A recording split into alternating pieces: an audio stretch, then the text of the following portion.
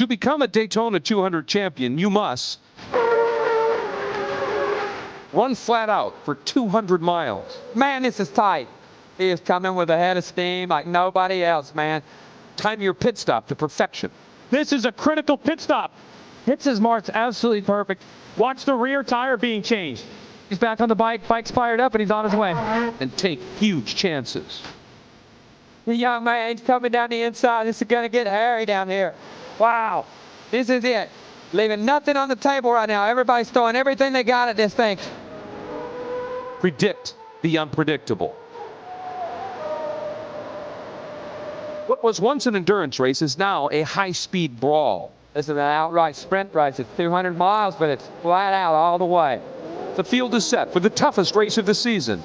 This is the Daytona 200, and it's on speed right now. That is amazing. That's the best race I think I've ever seen down here.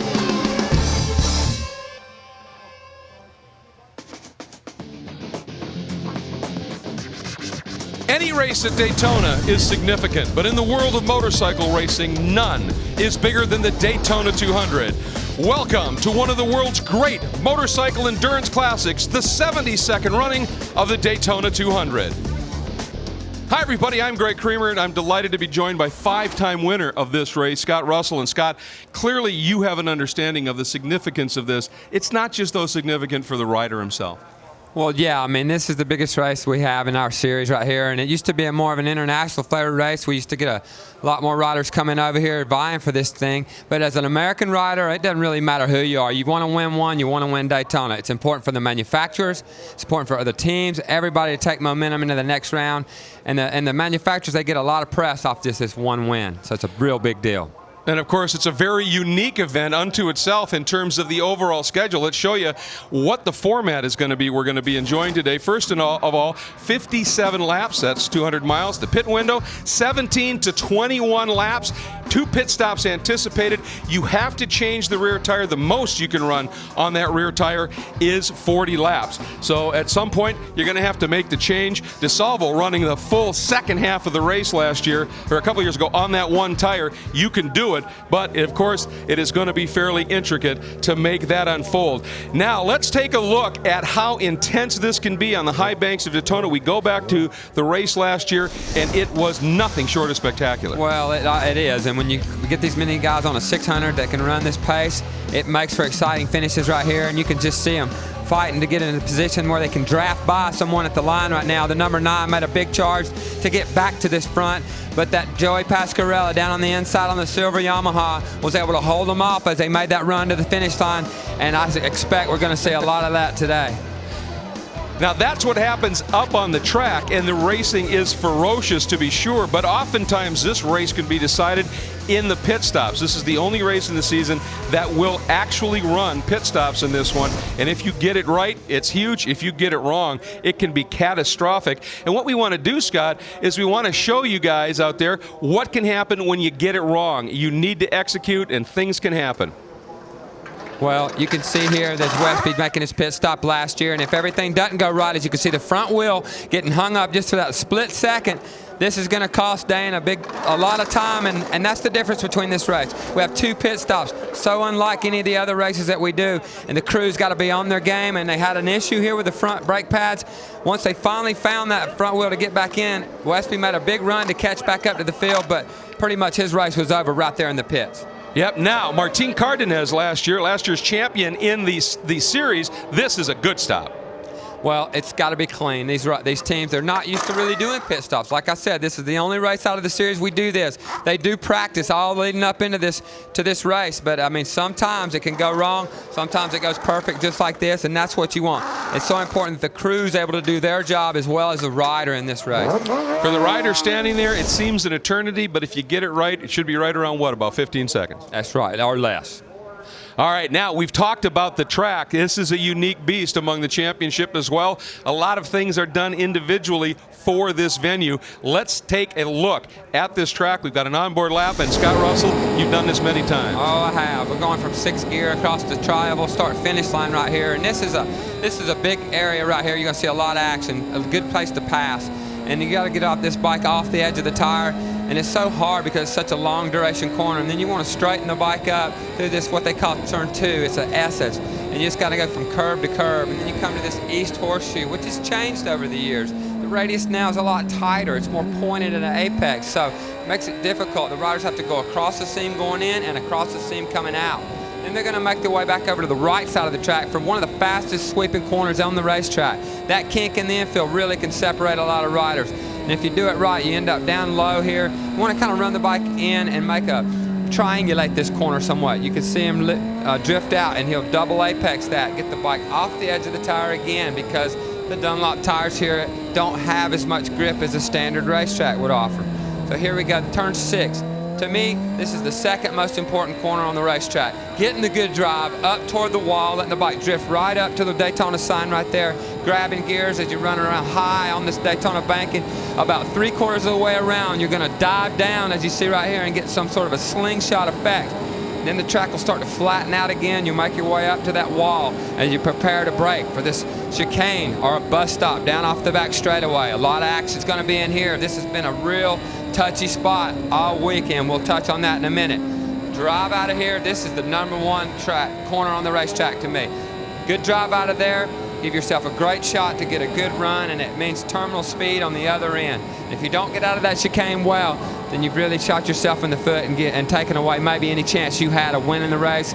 If you lead out of the chicane, you can also be sucked up by the other guys and the guys drafting behind you. You run down into this tri-oval. If you did it right, you'll be the first guy to cross that line right there and make your way to victory circle.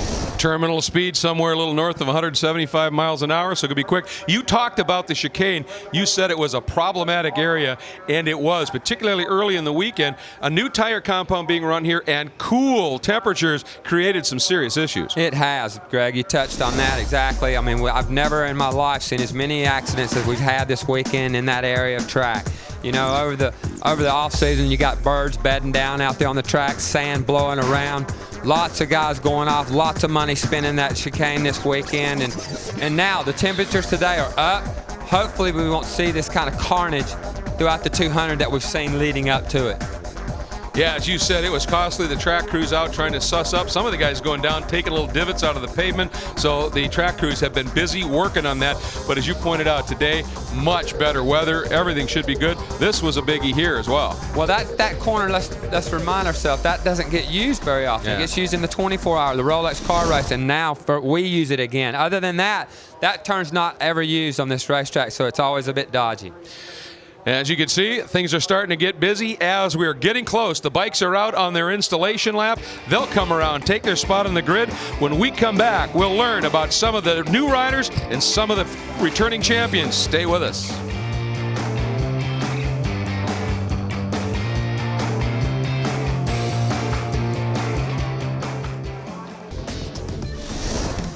After winning 7 races last year, Cameron Beaubier is definitely one to keep an eye on for the 200. Beaubier put in an impressive performance in the second half of the 2012 season and was in title contention until this incident in the second race of the New Jersey round. Yet that crash didn't slow the youngster down as Cameron continued to challenge for race wins through the end of last season. This will be Beaubier's 3rd Daytona 200. Well, Cameron Beaubier is on pole, his 3rd Daytona 200, and he gets a Rolex watch. So Cam, congratulations on pole and congratulations on that new shiny Rolex, but let's talk about the race. You have been extremely fast all weekend long, 1.4 seconds quicker than at times. What's the plan, Cam? Are you going to race with these guys, or are you going to try to put your head down and check out? Yeah, I'm sure it's just going to be classic Daytona at the beginning, just a big group going around till the first pit stop. But I know my guys have been working really hard on the pit stops, and we can get through them really fast. So maybe after that, I can try to just put my head down and see what happens. All right, we're looking to see how great Cameron's going to be able to get his R6 around. I'm standing on the grid with second. After bursting onto the scene in the final AMA Pro Supersport race of 2011, Garrett Gerloff was a big favorite for the 2012 Daytona SportBike title. That changed with his crash in the first practice for last year's Daytona 200, suffering a broken leg.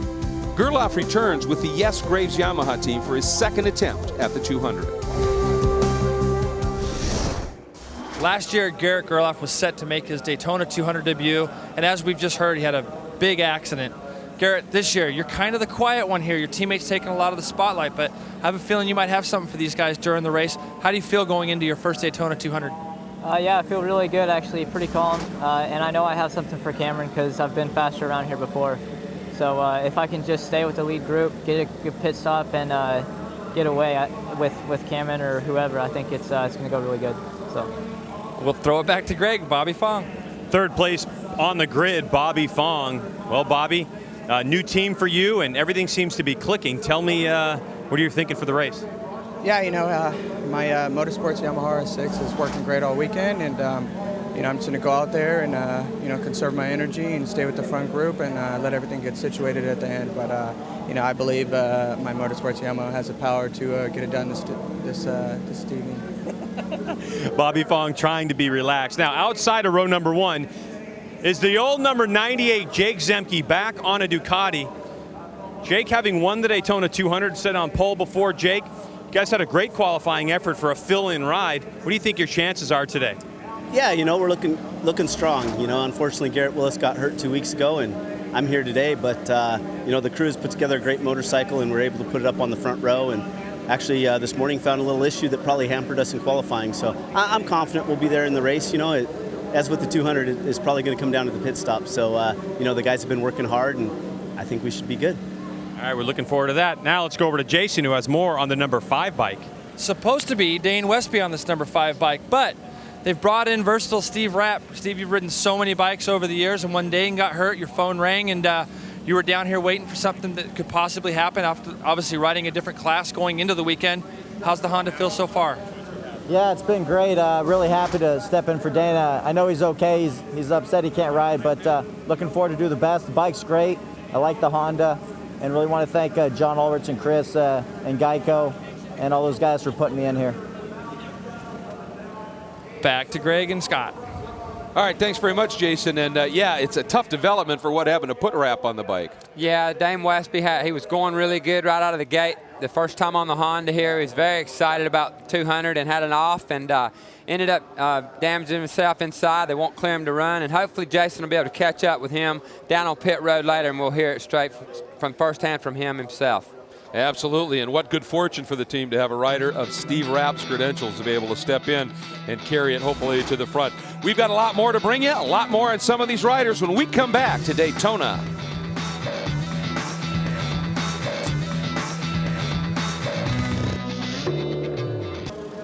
Welcome back to Daytona Beach, Florida. We are set to run the Daytona 200, and we're standing with last year's champion, Joey Pascarella. Joey, a lot of new stuff for you this year, and you qualified on the second row. How's it going this weekend?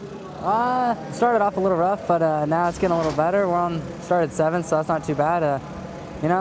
We're a lot of things are new, like you said, so we're just gonna give it. I'm gonna give it my all, and try to put my rider's discount Triumph, as high up as I can, and I can only do my best, so that's what I'm gonna do.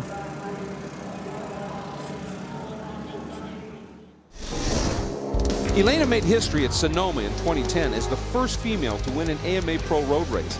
Then last season, here in Daytona, she made history once again, winning race 1 in Supersport.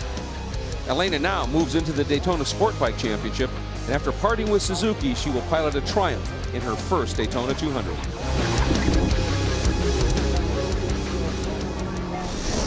We're sitting down here with Elena. Elena, 15th on the grid, a lot of firsts for you this year. Coming here on a new team, new bike, and getting to race the Daytona 200 for the first time. How you feeling? Oh, I'm feeling really good. The crew's put a great bike underneath me. I can't say enough about the Triumph 675R. And yeah, like you said, it's my first time at the 200, so just gonna try to be consistent and run some decently fast laps, and hopefully we'll put this bike in a good position at the end of the race. Back over to you, G-Dub. In 2010, benefiting from an extended red flag, Jason DISALVO and the latest team completed an entire engine swap, resulting in Jason and Ducati's first ever Daytona 200 win. Last season, DISALVO experienced an early issue aboard his Triumph, which put him out of pit stop sequence. But putting in an amazing ride, Jason charged to the front, narrowly missing the win and finishing second by only 4/100ths of a second.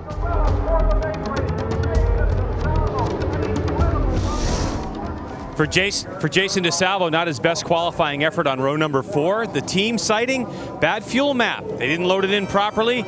They have that all sorted out, so expect to see Jason back at the front of this race as usual.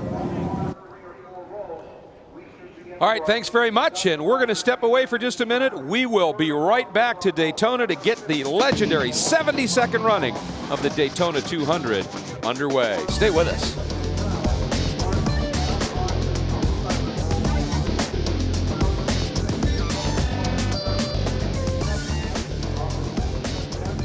Coming up right now on Speed is going to be the Daytona 200, and we have some former winners in the field. We'll take a look at that, and a couple of guys recently. Of course, John Ashmead getting it done a number of years ago, but I believe you were on the track then, Scott. Yeah, I should have won that race, I feel. But anyway, long story short, John Ashmead got his only one and only Daytona 200 winner. And if you win it once, hey, you've won it, and that's a real big deal. It's to all of these guys and girls out here. Absolutely. It's huge. That is big. And of course, Joey PASCARELLA, the most recent winner, doing it last year. But look at those names, and a lot of them are up near the sharp end of this grid. This should be spectacular. Field starting to fill up as we're getting ready to go. Let's check in with Greg White. Bobby Fong's Motorsport.com team is telling me that with their dump can of fuel into the motorcycle, that they have the possibility of doing a pit stop in 8 seconds. Those precious seconds that they gain in the pits could pay dividends by the end of this race. Sitting down here, I'm sitting here thinking about some new kids on the block here. Jake Lewis and James Rispoli. 2-time Super Sport champion Rispoli. This is his first Daytona 200. He's been talking about it all year long. The team is not used to doing pit stops. He's got a plan. Let's see if he can put it in place and run up front with these guys. And it's about time to find out. Cameron Beaubier has had the pace on everybody easily in the practice and qualifying sessions, but this race is a different animal. We're about ready to find out. The early going, we are underway. Looked like Garrett maybe moved a little early, but he didn't really get much of a jump, and a nice move there. Is that the 98? Zemke on the outside of Bobby Fong. They both got a good jump. And that's what Zemke, somebody needs to get out in front of Cameron Beaubier and slow his pace down. That's exactly what they need to do here. Nobody's been able to match his pace all weekend, so this is going to be a different face for him, something to have to deal with. And few are more experienced than Zemke in this field, so he's got a great opportunity to lead from the front. Can you dictate the pace a little bit, or when you get up in the banking, is it just whatever they want to do behind you? Well, you can and you can't. It just depends. Once you hit that banking the first time, and if you're still in the lead when you get to the infield the next lap, then yeah, you're kind of the guy controlling the pace. But in a class like this, with so many riders that can run at the top limit and the level of the tires and the bike, then it could change things. It's hard to break away from a pack like this. Now, this first lap is so crucial. There's that new tire where the hard edge overlaps a little bit on the tire that isn't used very much on the side. So these guys have to be very careful when they lean into that chicane at speed. Yeah, with only 3 right-hand corners, you got to be careful right there. And here you see the 2 GEICO guys going at it already. Benny Solis takes the move on Steve Rapp, who's just been called in to fill in for the Wolverine, Dane Westby. Doing a great job out there. Rapp rides anything, and he rides it good. Down into that chicane for the first time, and everybody, at least thus far, being very, very circumspect as they run through there, get a feel for the bike, make sure they get a lap or 2 in, get these tires warmed up. 57 laps you've got to survive, not 10, 15, 20. This is, even though it's wide open, it's still an endurance race. It really is. It's a full-on 57-lap sprint race right here, and here we come down to the tri-oval for the first time right now. Zemke's going to get overtaken right now on the outside by the number 6 right there, Cameron Beaubier. Bobby Fong's right there too on the outside. He's going to swoop around Zemke on the outside and try to make that stick. Garrett Gerloff in the number 8 right there in the 4th spot, and right there you see Huntley Nash running a little bit wide right there. Good recovery by him and able to fight again. He didn't lose too much time. Into that international horseshoe. And I'm liking what I'm seeing, just in the sense that everybody is really making sure they've got heat in every component they need here, particularly those tires, to be able to make this work. And you're dealing with some incredible loads. Uh-oh, problem early. Looks like PASCARELLA possibly. Oh my. That is your defending winner, folks. But on the right side of the screen here, this is what they did not want to happen. Cameron Beaubier, and you could see him pushing really hard through the infield right here. He's going to try to make the break. And he's got the pace faster than everybody else, so can they keep in touch with him? Looks like a mechanical issue, Jason, for Joey. Yeah, our defending Daytona 200 champion just pitted. Looked pretty dejected. Looks like it's something to do with the shift linkage. Definitely something to do with the shifting of the motorcycle. They're going to whip this safety wire off, try to get that back going again. They should be able to get back in the race.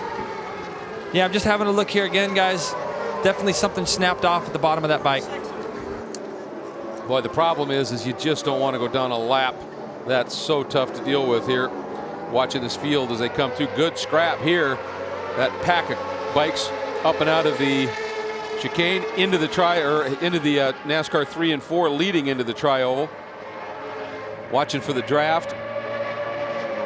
About how far back are you going to start feeling that draft, Scott? You can feel it from about 10 bikes back, and that was, we were just looking there at the 95 of J.D. Beach and his teammate Jake Gagne on the Red Race factory bikes, and they get swooped around on the outside right there. It looks like it's possibly James Rispoli.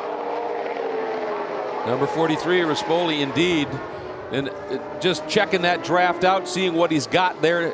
J.D. Beach, J.D. a busy guy, does a little bit of a flat tracking too. Yeah, he does it all. But what I like right here is the 43 right there of Rispoli, and also Jake Lewis on the 85. These are the two guys that are stepping up, Greg, to this class. This is the first time they've run the Daytona 200, so they're used to running those little short sprints in the Super Sport class. Now they got to figure out how to run hard for 57 laps. I guarantee you both of them are in great shape, and they'll be right up to the challenge right now. But the real challenge is for everybody to keep Cameron Beaubier within reach right now, and you can see Fong knows that, and he's going to fight hard to not let the 6 get away. Well, there are a few guys out there that are more aggressive than Bobby Fong. I mean, Beaubier is just smooth, really defined, but Fong, he will hustle that bike. Well, let me tell you, the guys working on his bike are the same guys that catapulted PASCARELLA to a win last year, and they definitely got a fast motorcycle out there. So if the 50 can just stay in contention, which he's looking like he's doing pretty good, he's got a real shot to win this thing. And you see right there, Zemke on the Ducati, hanging in there with him, looking down on the inside. Not going to happen right there. He's just happy to and content to sit there. He just wants to stay close. And that's really the plan, isn't it? Stay in this lead group, stay in touch up to that first round of stops, because that could really tell the story. Yeah, I mean, if you could stay in touch to the first stop, everybody gets through their clean. You might whittle away a couple of guys with a bad stop, and then the second stop is as much important as the first one. And then we'll see who's left to race it to the finish line. But right now, with the draft and the way it works at Daytona, Beaubier is not able to put down those laps that he wanted and get away right now. Right now, they're running in the 151 range, so we're 2 seconds off of what Beaubier qualified on the pole at. That was interesting watching Zemke. He went down underneath Fong, but then he just came right back up behind him because he didn't want to have that double wall of air right there and drop back. I mean, he's playing the game masterfully right now. Yeah, right now it's all about testing everybody you're racing with and just kind of seeing what kind of run do I have as we go to start-finish. You know, just noting that down. Well, this guy's going to be tough to pass. I might need to do something different. So Zemke, definitely the veteran in this class. He knows how to get it done, and he's going to learn and see what these two guys in front of him can do. And Gerloff had dropped off by about a second. He has reeled them back in, bringing Rispoli and Gagne having a good run too, now up into 6th. Well, hey, Gagne and that Red Race Factory team and his teammate J.D. Beach are right here, and they've got the Rispoli sandwich going on there, both one in front of him, one behind him. So it's great to see this many riders still close, you know, as we whittle away, and the rest of the pack starting to fade away behind them right now. So the top 5, 6 guys right now are pretty close, and we'll see how long they can stay like that. By the way, Jason DiSalvo, important for many reasons. One being that he's a former winner. He had qualified, as they talked about, back in the 4th row. He has just cracked the top 10. So Jason DiSalvo just marching as cleanly and as quickly as he can to get into this lead group. Yeah, I don't know that they found the perfect setup with that Triumph as they have had in the past here, last year. As we saw in the stuff leading into the race, how strong he was and how far he came from behind. I don't know that that's going to happen again this year. It looks like a little bit different face to the race. And so Fong stays close. Might even have a little bit of a run here coming up on the right shoulder. That would have won him the race right there. Boy, he's banking that one into the old memory books, isn't he? Definitely. And then he just lets him go. Right back again, realizes now he's inside, things are early, and Zemke just watching it all unfold. Early moments here of the 72nd running of the Daytona 200. We'll be back to this legendary speedway in just a minute.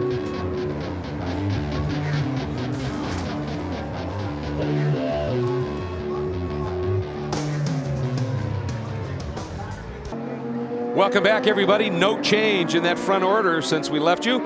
It is still Beaubier over Fong, then Zemke, and then Gerloff.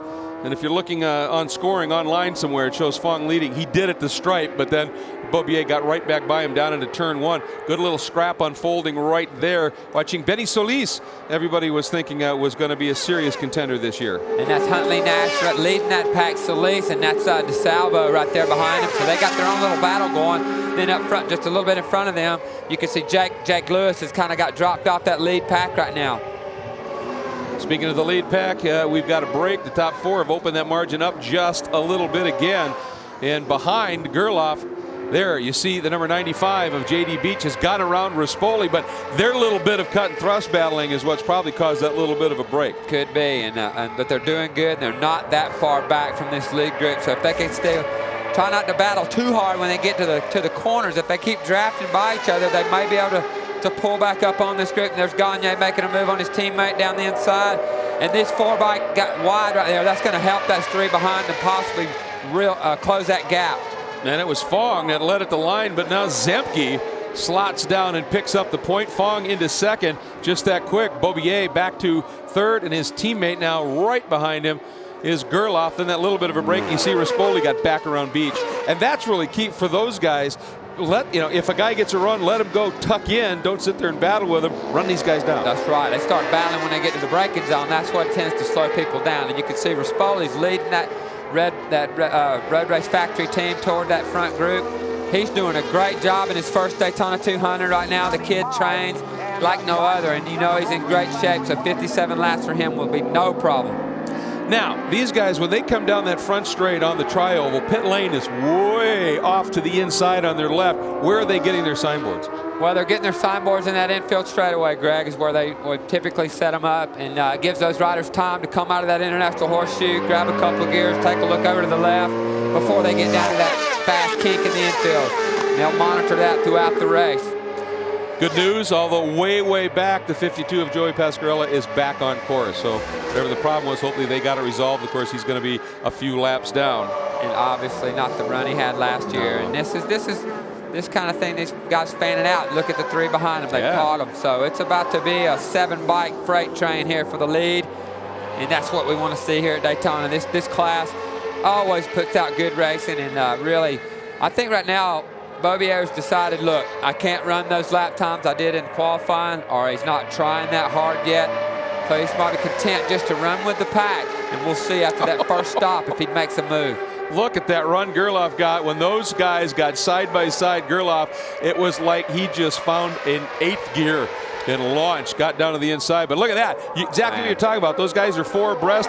It is now a 7-bike train. And what's been impressive for me, watching Beach and Rispoli especially, they've been passing and repassing every lap, but not fighting, and that's the result. Man, I tell you, JD Beach almost fell off the thing in turn 1 right there. He had a little bit of a moment, foot off the foot peg, but he regained it, and he's at the tail end of that group. DISALVO's on pit road. He's got a problem.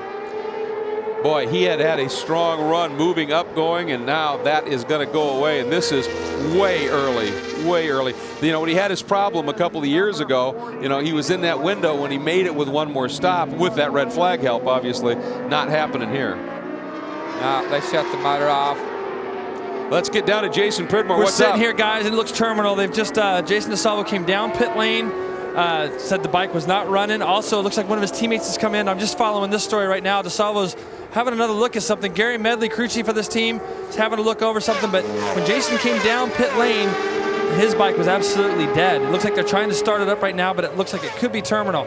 Although now it has fired up. We've seen this before with Jason, where he's had some feelings that something was going wrong, and but the bike has started back up. Maybe we're in for a preview of what we saw last year, guys. would be an amazing story if that's the case. But these guys up front are setting an awfully impressive pace right now, and DISALVO has got to get back on that bike and get moving to try and salvage anything here at this point.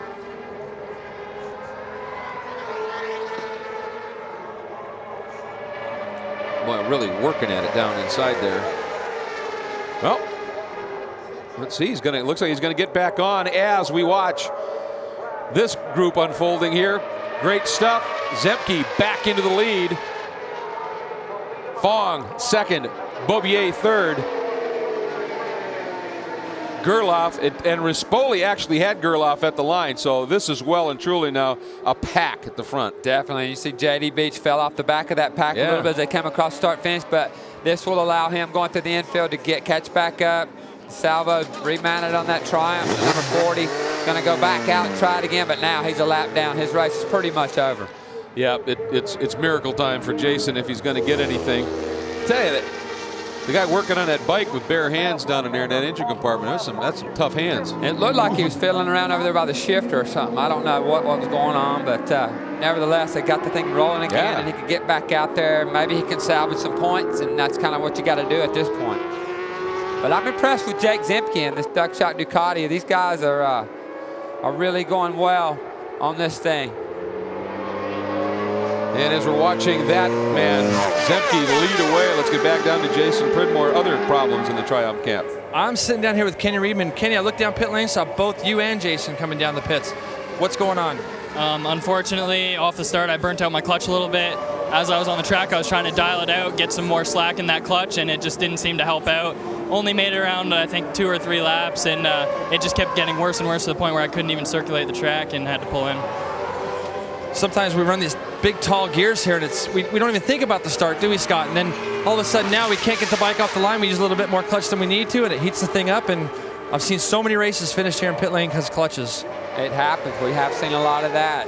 And you just, oh, that was close for Spoli with his leg off. I mean, when the move was made in front of him, he had to check up right there at top speed. Here they come across the stripe again. 7 riders tied together right now. This is a great race. Indeed, Beaubier, Fong, and even with that moment, Rispoli was able to sneak by the line in the 3rd spot, but he's already been demoted to 4th by an impressive Jake Zemke. Did you see the number 3? Benny Solis making his way down into pit lane as well. So again, early issues here. This is lap 8. Let's get down to Greg White. Well, Benny Solis came in pointing to the left side of his motorcycle, talking to his crew right now. Not really sure. Nobody's really reacting on it. Looks like there's some type of an issue, perhaps with the throttle.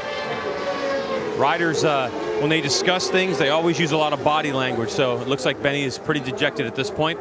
Once I get in there and talk to the crew, we'll give you an update. Well, the body language I saw when he unzipped his leathers kind of said it all right there, and it doesn't look like his day's gonna finish out well. Obviously, it's not. The language of racing, all of that hand movements, and here's what it's doing and the like. Beaubier continues to lead, opening up a little bit of a margin over Fong, who's got Zemke, Linus Stern, and Presson. We've got more coming at you from the Daytona 200. Stay with us.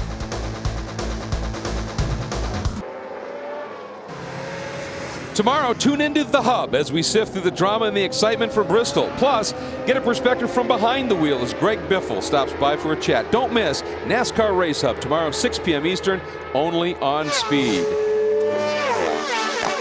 And we've got a little bit of a development here. It didn't take him long. We're going to break. This was a pack, and suddenly Mr. Beaubier has opened up darn near a second margin on the group behind, Scott. Yeah, obviously, he was holding back, kind of letting the full fuel load burn off a little bit, let everybody see, check everybody a little bit, and now he's pulled the pin right now. Fastest lap by last time, a 150.6. The next closest lap was a 150.6 by Gerloff. A lot of stuff going on the track and in the pits. Yeah, Jason DISALVO's in again, Jason. I am here, guys, and it is smoking, so that there's definitely something terminal inside that motor. It's kind of weird, you know. Jason always seems like he either has great luck down here or bad luck down here, and we know he can run the laps, but just unfortunate to see that Triumph go up today. Yeah, it sure is. Obviously, a bit of a new program, and they had that back in qualifying just a little bit, but the man is such an amazing racer, and to see it go away this early, that is indeed too bad. Zemke leading Gerloff in this pack, and Fong has slipped back just a little bit, and that's 2 bikes in, what, 100th of a second in this group. It looks like Gerloff's getting a little bit antsy right now. You can see his teammates starting to get away up there, and everybody's trying to have their shot through the infield to see if they can kind of run him back down, and this is where he's so fast. Through the infield. I was watching the section times, and T2 is where he was killing them leading up to the race so far, and now he's kind of pulled the pin again, and he's out front, and he's really running down in the 150 range right now, which a lot of the riders have dipped into 150 range as well, but now there's a 2-second gap almost, so they got to make that up. Yeah, that's significant. Now, the one, obviously you've got pit stops. There's a lot of racing yet to go. But one of the benefits, if you can break it and open it up and get clear by 3-4 seconds, if you've got to stumble in that pit stop of a second or two, you come back out, you're still right there. I mean, this can be a huge development. It could be, yeah. You want to try to give yourself any kind of cushion that you can in this race. It's so hard in this class to break away, and we haven't seen it in some time. So this could be a first right here for this class, someone just busting away and not being able to run him down. But then everybody's got their time in the second spot trying to do it. But right now, Beaubier is just a little bit stronger. Well, these guys seem to have tamed it down a little bit in terms of popping out, running 3-4 abreast, and I think they've got the understanding right now. We've got to do what Rispoli and Gagne and Beach and those guys did. They need to make it work. Check in with Greg White. It looks like Benito Solis is going to get on that number 3 motorcycle and get back out on the Honda. Now keep in mind, this is the Daytona 200, and even though he's a few laps down, the crew got that bike working. This is still points for a championship. So Solis back out and after it. Yeah, I mean, it's also practice on that bike. You can see him coming out. He's going to come right out with the leaders right here. And we'll see if he can kind of fall in and try to run their pace now that he's got back on track. I don't think that'll happen. But at least he'll get a look at the top guys up front and see if he had something for him, maybe if he didn't have an issue.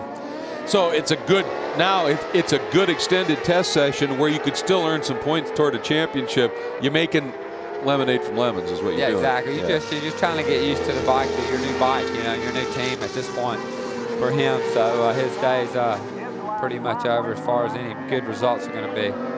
Fong and Gagne having a nice little dust up there in that 4th spot. Up in front of them, the 8 of Gerloff and Zemke. And Rispoli, it looks like he's been able to run with these guys. Once they ran him down, he was easily able to stay with them. And it looks like he's just kind of sitting back a little bit, just watching what's unfolding in front. I think he's still riding hard. I don't know that anybody's been able to sit back because the pace has definitely picked up. I mean, most of these riders, if you look back, they were only running 52s. Now they're running 51s and 50s. So these guys are in a different area that they hadn't really been used to. So they're having to get used to that pace. And some of these riders are more comfortable with it right now, and some of them are having to work into that comfort level. And Rispoli, of course, moving up from the super sport category. So, talk about going to school right now. Oh, definitely. But, he's got some good training. Jason's been working with him a lot, and he's, like I said, he's fit as he can be. So he's got all the tools in his toolbox. He's got a great team with him right now. But, this is uncharted territory for him. Fitness, the endurance race, obviously, as we've gone through the weekend, we talked about it started off on Thursday cold and windy, sunny but cold and windy. It's gotten warmer each day. This is by far and away the warmest that it's been. Still, though, for the riders, this temperature is not too bad. No, this is a perfect racing temperature, really. I'm looking out there at the flags. The flags are pretty mild. It's a different wind. It's a headwind down the front straightaway. It's a real light one. But all week we've had a tailwind, so that could play part too. If these riders aren't smart and think about this thing when they come into a race and look at the flags in the morning and maybe make gearing changes that they might need to, somebody could be in a spot they don't want to be with their bike and be off on gearing a little bit. And a spot you don't want to be in your bike is in pits at this stage. Benny Solis back in and off the bike, and it looks like they're going to be moving that one behind the wall, and he is distraught, understandably so. You're running the Daytona 200 and to not be able to bring it home, that is tough duty indeed. Up front, Beaubier now has stretched that margin to 1.6 seconds last time at the line. He is clocking off 1 minute 50 laps, and everybody else, save Jake Gagne, are running 151s. Gagne, very impressive. His best lap of the race so far, the best one run at a 150.087. So Jake Gagne showing some serious smoke. And looks like Gerloff has gone by Zemke. Yes, indeed. So he's made that pick. He's been working at it for a bit as well. He's got it done. But Zemke, nice drive out of the chicane. And again, very early going. We're going to take a break now because coming up in just a few laps, pit stops at Daytona.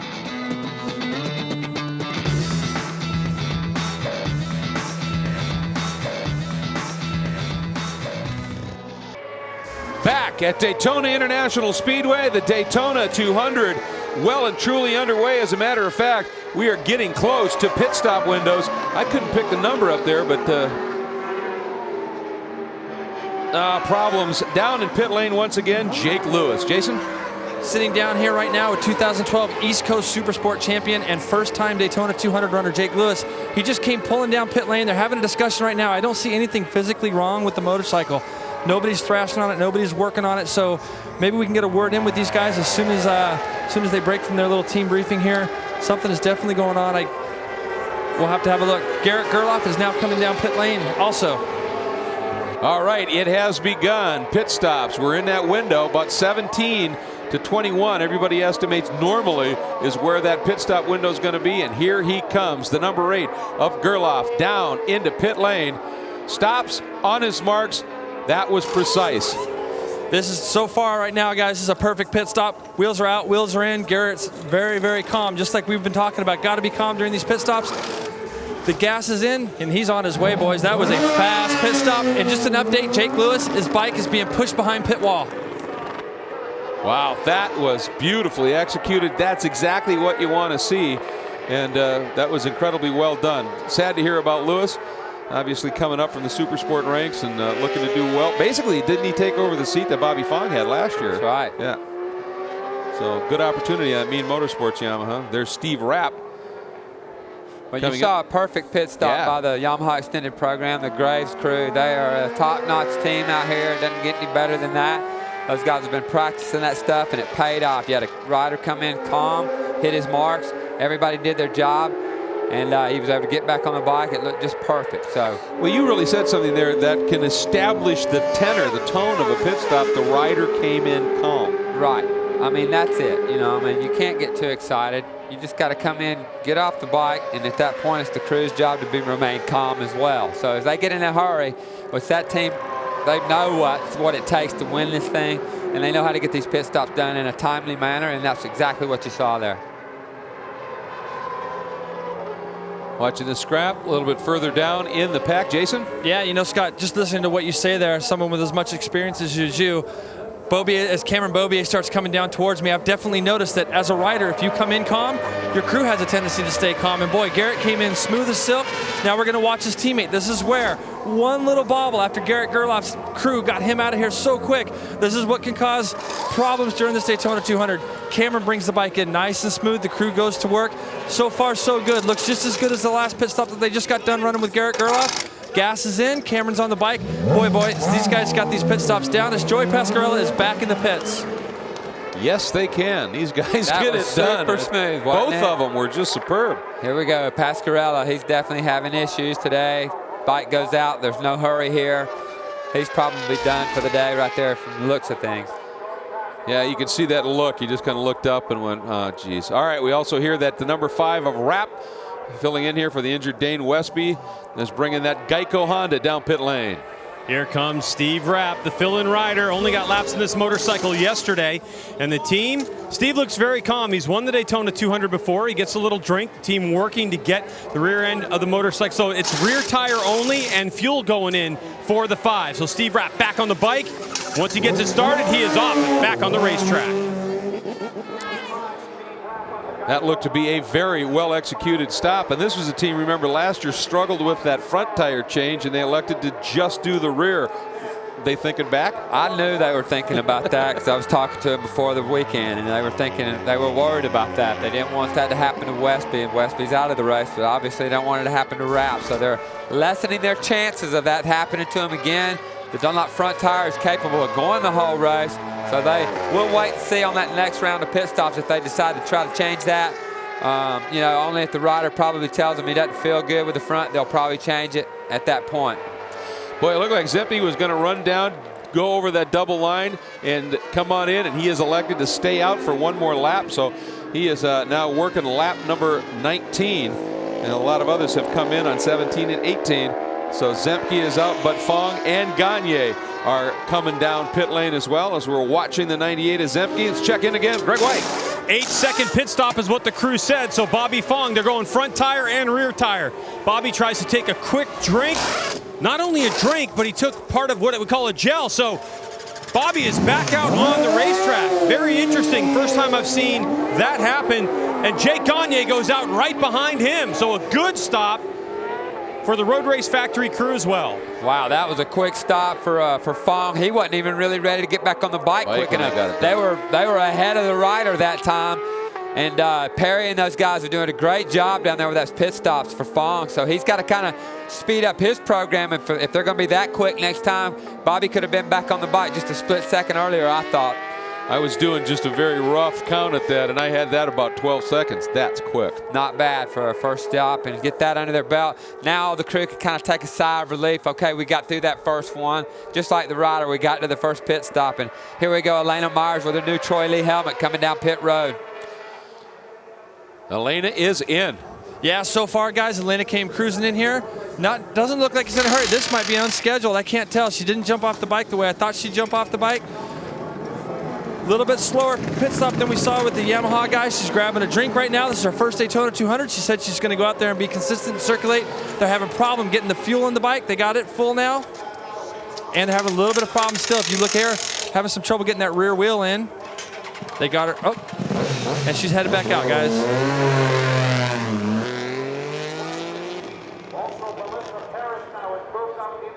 Well, once again, as Elena is out, here comes your leader, Jake Zemke, down into the pits. Boy, guys, it's getting really busy right here. We got Jake Zemke in, our leader here. James Rispoli coming in right behind him. They've got this rear wheel already out of the Ducati. We know the Ducatis have had trouble in the past just getting to the finish, but Jake told me he's got a plan for this race. So far, so good. Headed back over here to the Rispoli thing. They've also got some trouble getting this rear tire in, boys. The front went in with no problem. Actually, the same front tire on Rispoli's bike. New rear. These guys are going out together. Looks like Rispoli's actually going to beat Zemke out of the pits. Two little bit slower pit stops, guys, than we saw with the Yamahas. Not quite as efficient. JD Beach is in right now, the number 95 on that Red Bull bike. And JD and a team with an incredibly quick stop. And they're back out on the racetrack. They made up some seconds on their competition with that stop. But Greg, you didn't almost have time to talk about it. That stop was so quick. Interesting here that Rispoli had issues on the rear tire change, and Zemke a little bit of a hang-up on that front tire, and it cost him. And you notice, though, Zemke very slow and casual on the release, not cooking that clutch at all. Yeah, I mean, you got to kind of remain somewhat calm after botching the front tire change on that team right there. I mean, that's maybe a team that should have thought about opting to leave that front tire on. Nevertheless, they changed it. They lost some serious ground right there, but now he comes out with the 43. He's going to try to sweep right around the outside of Rispoli and make quick work of him and try to get back somewhere where he was at, but not a good stop. Is the thinking there, if you think now we do want to do a front tire change, do it the first time, then I don't have to worry about it. But before we get to that, Greg White. Yeah, speaking about front tire changes, Melissa Paris is in. One time she ran in the top 10. They go rear tire only on this Honda CBR 600RR. Fuel and rear tire, and Melly is on her way. She gets that thing out of pit lane. Came in from the 10th spot when she made the run down pit lane. So having a very solid run. Scott, I've been sitting here, Scott, looking at some of these riders are going back out in pairs. You know, some of them are going to have a dancing partner to help draft back up. Maybe you could key on how big of a deal that is compared to somebody who comes in, doesn't have anybody to draft with, and how much longer their day can be. Yeah, I mean, it can make a long day out there by yourself. I mean, if you're not that guy, like the fastest guy on the racetrack, it's hard for you to reel that back in. So sometimes, like you said, you need that dancing partner, and that's what Zemke and Rispoli have. Number 75, Huntley Nash, in. As he gets off the motorcycle, it almost falls completely off the stand, and Huntley's able to save it. Now keep in mind, there's only 5 riders allowed to touch this motorcycle at one time, and there needs to be a fire extinguisher. So Huntley back off the motorcycle, getting all the drink he can, and the crew has got the bike ready to go. But Huntley's lost at least 10 to 15 seconds in his pit stop over some other competitors. It was just a little hang up there, right? Yeah, right when they went to put it on the stand, it almost tipped over, and that's that's a part of being when you compare that crew to the Graves crew. You know what I'm saying? Guys that have worked together for a long time, and are really dialed in and ready to do that stuff. And it is difficult. Everybody's under pressure. You can see PASCARELLA there kind of getting out of his way. He's just kind of out there tooling around. I don't know what he's doing. He's just riding around today because his race is pretty much over. Well, and I think we do need to point out for other people that this is the only race where these teams do this too. So the teams that have been around a while and are thinking, you know what, let's practice this up a lot before we get there. Yeah. Others, you know, they just haven't done it that often, and that's the deal. Now, things are cycling through, folks, and the bad news for everybody. Remember we were talking about Cameron Beaubier building that little margin in case there was a problem in the pit stop? He didn't have a problem in the pit stop. Everybody else did, and Beaubier now up by 6 seconds. So Gerloff, Nash, Gagne, and the gang, they have got some work to do, and we'll be here to cover it, so stay with us.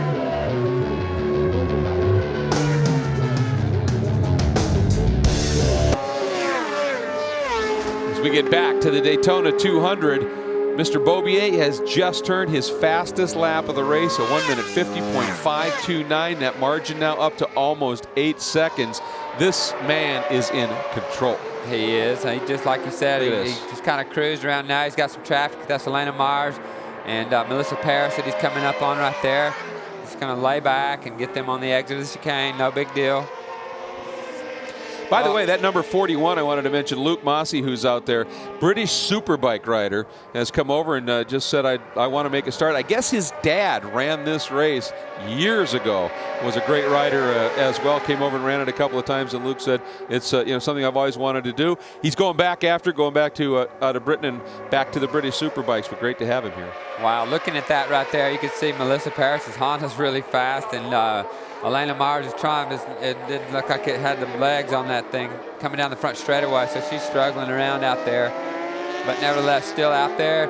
She's Melissa's in 11th, Elena's in 12th spot. So those two girls are really running strong here today. It's fun to watch, and he's getting a good look at them, isn't he? Yeah, he is. And I'll tell you, Melissa, that stop that they did, that team executed beautifully. I mean, it was a crisp, clean stop. We saw the little bit of a struggle for Elena, but Melissa, boy, they did a nice job, and she is hustling that bike right now. Melissa had some surgery over the offseason, had to re-break her leg, put another rod in her leg. She had broke it a while back, so the doctors feel like they needed to go to work on it. She's still having some pain when she walks, but she said the thing feels a lot better when she's on the motorcycle. So it shows right now. She looks like she's riding aggressively and smooth but aggressive, and got a good run going right here. Up from 22nd to her current 11th spot. So that is a wonderful day. There is Bobby Fong on the number 50. That's the Triple Crown RMR Yamaha YZF R6. And he is having himself a solid run. Not quite as close as you'd like to be, though, Greg. I definitely like to be closer, but one of the things I noticed that I mentioned when Bobby came in was that he took some gel, and basically this little bottle here contains some gel. It's, you know, a few ounces is 100 calories. It's basically pure sugar, and it's a lot of what endurance athletes use on longer runs. You may ride your bicycle longer than an hour and a half. So very interesting that Bobby decided to take some energy during his pit stop that wasn't added to his water bottle. So that's what the gel thing was all about. A nice little touch for Bobby Fong, thinking ahead, because later in the race he's going to need that energy, especially if it comes down to a dash to the checkered flag.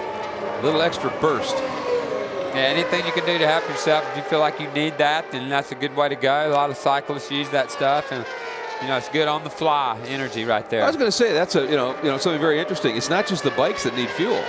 No, the riders, yeah, they got to burn clean too. So you know, hopefully these riders have thought about their diet and have eaten right, and you know, eating something that burns, that doesn't take a lot of energy to burn. That's key in a sport like this and an endurance race like this. You know, we just had a good look there at the 32 of Jake Gagne, while Beaubier is controlling things noticeably, running some very good runs. Gagne still has fastest lap of the race at a 150.0. Put that in earlier. Here is Steve Rapp, and he has fought his way up to 9th spot on that GEICO Honda, and he's got some company right there coming by, the 75 of Huntley Nash. But for Rapp, you know, just called in at the last moment, and loads of experience this guy has on running these races and bringing it home. Oh, definitely. He's been around for a while, and he's ridden a lot of different stuff. So just getting that quick call to come replace Dane Westby, I think he's doing a great job. But somebody else is a 75. I think he's riding really as good as I've seen him ride. Huntley Nash out there after not such a great pit stop is rebounding. He's in the 8th spot, and you know, he's a minute behind the leaders. and about 30 seconds behind JD Beach. So still a lot of racing left. And if I'm looking at this right, that is the number 7, Fernando Almontini, who was in 17th the last time by, and this should put him up. And I mean, he's running some awfully quick laps, running a 153 flat. Everybody around him in that 16th, 18th area running 158s. So Almontini, something has changed up. I don't know whether he had a bobble or whatever, but he has reeled these guys in. We are working lap 25, and now up front, Beaubier just completing lap number 26. Lots to go here at Daytona.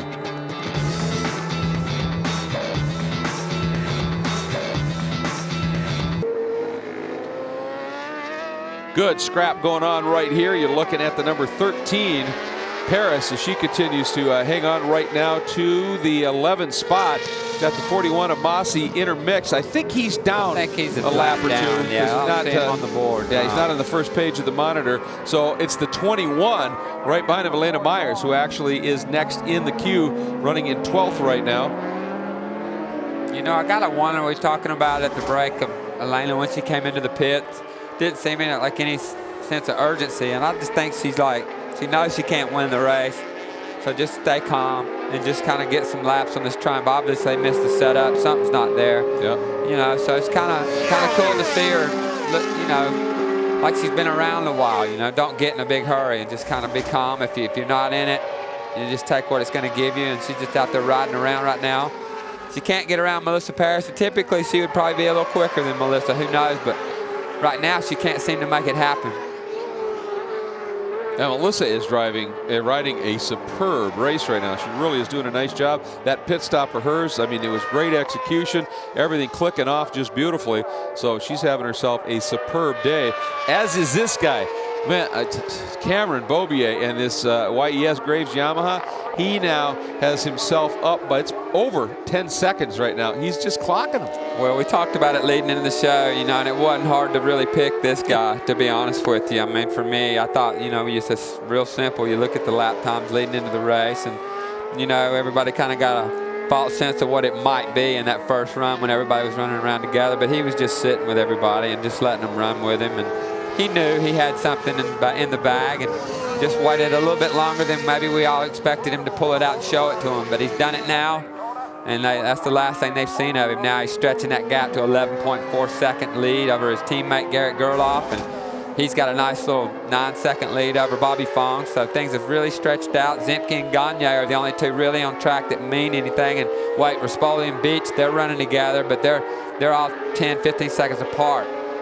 So a couple of pairs throughout the race, still a couple of good races going on. So you're saying this Beaubier guy might have a future? I believe he does. After what we saw last year with him getting hurt, coming back, I mean, we knew this kid was super special. Talked to Chuck Graves, and, you know, a few things he enlightened me on as this kid does when they look at the data. It's pretty impressive. And here we have a look at Steve Rapp on the GEICO Honda.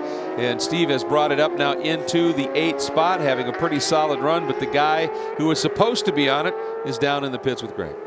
Well, Dane Westby, a big crash, and you were injured, and you had to, well, Steve Rapp, I guess, filled in for you. So how are you feeling right now, both physically and mentally? Greg, this is probably the most disappointing race to be sitting here on the sidelines for. This first 200 I've had to actually be a live spectator for. So I tried really hard in the off season. I'm 17 pounds down. I know that I had something for old Beaubier. So, you know, just looking forward to the next round. What does it feel like right now? You have spleen injury is what we're hearing. Is that correct? Yeah, the GEICO CBR 600RR was really good. It was just cold out there, and I followed the bike in with the handlebar, and it flipped and caught me in all the soft stuff. So, you know, it was my fault, but we'll be ready for the next round. All right, thanks for talking to us, Dane. Yeah, thanks for having me. You know, the good thing for him is there's quite a bit of a gap between what we've got scheduled as in round 2. So that'll give him hopefully the time he needs to get back a little bit healthy where he can start training again. Like you said, he's really been working hard in the offseason, lost some weight. Felt like he needed to get on par with some of these other lightweight riders that he's racing against. Power to weight in this class really means something. So Westby's done everything he can right. unfortunately a cold track in that chicane that bit so many people. Cost him a 200 shot. Well, you know, I ran into him out in the grandstands on Thursday when I was out just watching. We got into a nice chat, and he was so excited about that Honda. He said, I haven't ever gotten on a bike that was that easy to ride that fast. And he said, I'm so looking forward to the season. Then to have that happen, it's tough. But Steve Rapp doing a nice job filling in for him. Here is your battle for the 6th spot. JD Beach hanging on in front of one of the Super Sport champions from last year, Mr. Rispoli, who was very, very quick and aggressive early in the going, and just sort of has been laying back just a little bit, it seems. Don't exactly know why, but JD Beach right now hanging on to that 6th spot. I think what happened, you got all those guys running together, and it's easy to stay in the pack. I don't think he's actually slowed down much. I think it just got separated in that pit stops, and now you find yourself out there. He's trying to get up there with JD Beach, and maybe they can work together. And but they've got quite a ways to go to catch up to Jake Gagne, JD Beach's teammate out there. But the 43 is going to school today at the 200. I think he's doing a great job, and so is the 95 in front of him, Beach. JD on that road race factory bike, and opened it up just a little bit last lap. His last lap, he turned one just a little bit quicker than Rispoli did, and put that to good use. Rispoli, as you said, making a big step, and this is a big step for these guys, isn't it? It is. You know, I mean, he knew he could ride a 600 fast, and there's not a real big difference between Super Sport bike. Look at that Suzuki getting a good draft off that Yamaha. Oh, we're getting reports that the 98 of Zemke is slowed and has pulled off track. Boy, this is not good, and he's pulling it off and parking it at this point. The Desmo Valace Ducati 848 of Jake Zemke has parked it, and this is not a good sign. Let's check in. Yeah, Greg? Just as he came across start finish line, as he was heading into turn number 1, when he rolled off the throttle to grab the brakes, you could hear the engine just completely die. Jake's hand went in the air, and he moved off to the right, and now he's in the situation he's in. So very unfortunate for the former Daytona 200 winner. Yeah, it's a bummer. He didn't get to show that Troy Lee Daytona helmet off in winter circle like he's done before. But, you know, gave it a good run. As he comes across the start, you can see him just pull off straight. He knew something was wrong with the bike. And Daytona's a tough track for the Ducati folks. They've not had good luck here before. They've won it once out of all the attempts they've had. It's just a real strain on the motors to run these things this hard, this long, at these kind of speeds. And sometimes the twins make it, sometimes they don't. Yep, he had himself a pretty decent day going, and he's filling in as well, and to have him be able to step in and put on a performance like that is pretty special. Unfortunately, issues there as we are watching our race leader, Cameron Beaubier, and then YES Graves Yamaha Extended Service, and he is just having a career day. It has been spectacular. Back to this great battle. 95 Beach and Rispoli continue to swap it up for 6th as they're having a great war here. But up front, it is Beaubier over teammate Gerloff, and sitting in 3rd is Bobby Fong. Zemke is out, so Gagne will move up into that 4th spot.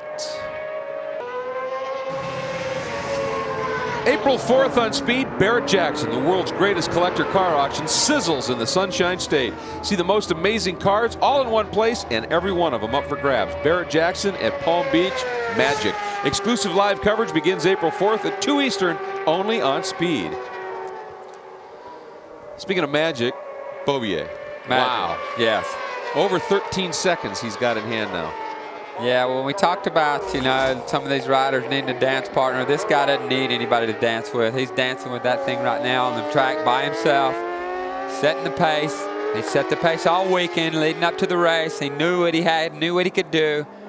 We saw, I think he's just a brilliant rider. He really is. I mean, this guy is something special out of the whole field. And I wouldn't be surprised to see this kid on a MotoGP bike in the near future.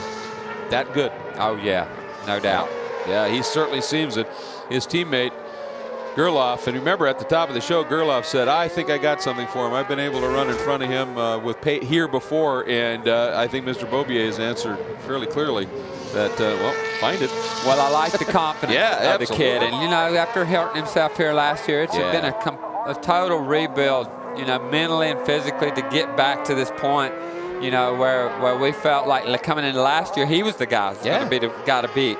But didn't pan out. He broke his leg, and, you know, he's really taking his time. He's so young, you know, that just sneak back up on it, get comfortable, and talk to him. He's still trying to get to that comfort level. This will do his head a lot of good in one respect, and the other it won't. His team might put the whoop on him, but to get out there, and if he can finish this 57 laps with no issues, bring that thing home in second, that's something you can build on in the future. Oh, absolutely. And after that, I mean, it was a nasty off, broke his femur. It was a long recovery. Came back late in the year, put him on a super sport bike just to get his feel back. Ended up winning one right at the end. So it's coming. And I like the way he approached it. He didn't come back and win the first one. It took him a while. And even in the super sport class, when he probably should have wiped the field up, couldn't do it because that's some strong guys like Rispoli Lewis. Those guys would step their game up. So he just kind of snuck back up on it when Nola rolled around. He felt like the last race of the year. He said, now it's time to pull the trigger, and he won that handily. And here he is running second in the Daytona 200. Lap 35 of 57, as you see. So we do have one more round of pit stops that will be coming up. And Beaubier continues to have that run. Let's go through it. As you can see across top of the screen, Gerloff, Fong. Gagne now fourth with Zemke's departure. Rispoli and Beach have that good battle going on for fifth. Then Rapp now up to seventh. Nash eighth. Young ninth. And Melissa Paris, 10th place, doing a very, very solid run. Well, she's been in the top 10 before. And we like to see her finish up this time. The last time it didn't work out so well for her. So hopefully that Honda feels a bit better to her. She looks aggressive when she's riding. Now we're looking at 50 of Bobby Fong as he rolls through him in a distant third place. Kind of a lonely third place. Actually, though, there's a rider named Jake Gagne only 5 seconds behind him. So he can't relax too much.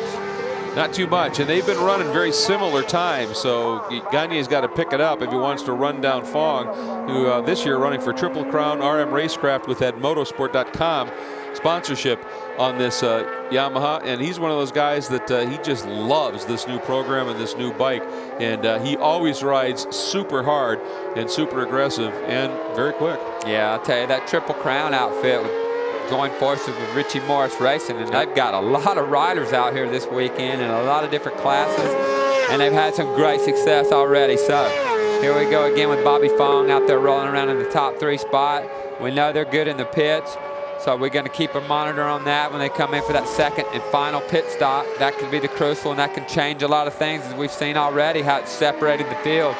Can everybody pull that same deal, and who will have problems in the pit? So still a lot to be decided in this race. Good look there at Jake Gagne on the other Road Race Factory bike as he sits in the 4th spot. And then best battle on the track right now, Rispoli and Beach for 5th. They're the GEICO boys. They're getting ready. Pit stops are coming. We're going to take a quick break.